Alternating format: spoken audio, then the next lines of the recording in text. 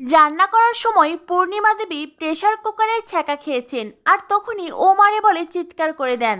আর পূর্ণিমা দেবীর আদরের ছেলে সোমনাথ ছুটে আসে। সোমনাথ বলে, এ কি করেছো মা, একটু সাবধানে কাজ তো করবে। এরপরে সোমনাথ তার মায়ের হাতে জল ঢেলে দেয়। পূর্ণিমা বলে, আর হাতে জল ঢেলে কি করবি, আমার সমস্ত স্বাদ আহ্লাদেই তো জল পড়ে গেছে, তা না হলে বাড়িতে ছেলের বউ থাকা সত্ত্বেও আমাকে কি হাত পুড়িয়ে রান্না করতে হয়।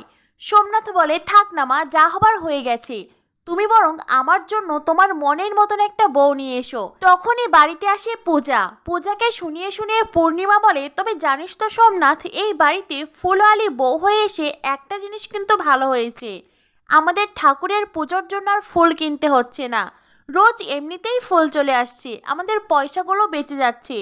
পূজা তখন পূর্ণিমাকে বলে, তাহলে আমার কোনো একটা গুণ অন্তত আপনার চোখে পড়েছে। পূর্ণিমা তখন বলে, বাচাল মেয়ে একটা। সেই মুহূর্তেই পূজার পিছনে এসে দাঁড়ায় মহারাজ। মহারাজ পূজাকে শুনিয়ে শুনিয়ে বলে, আমি ঔষধ নিয়ে এসেছি, যার হাতে ব্যথা সে ঔষধগুলো যেন খেয়ে নেয়, এই ঔষধগুলো এখন আমি ঘরেই রাখছি। পূজা তখন মহারাজের দিকে তাকিয়ে বলে, ভাঙ্গা দরজা খুব সহজেই আবার আগের মতন জোড়া লাগানো যায়, কিন্তু মানুষের মনে যদি আঘাত লাগে তবে সেই মন অত সহজে জোড়া লাগে না। পূজার কথা শুনে মহারাজের চুপ হয়ে যায়।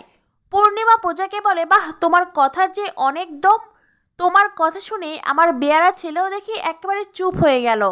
এই বলে পূর্ণিমা ঘরে চলে যায় আর সোমনাথ ওষুধ নিয়ে মায়ের পিছনে পিছনে ছুট লাগায়। এরপরেই মহারাজ ঘরে আসে। ঘরে এসে মহারাজ দেখে ঘরে পূজা নেই।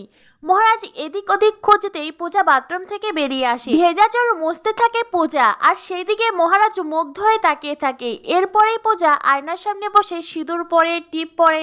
মহারাজ তখনও পূজার দিকে তাকিয়ে আছে। আর মাঝে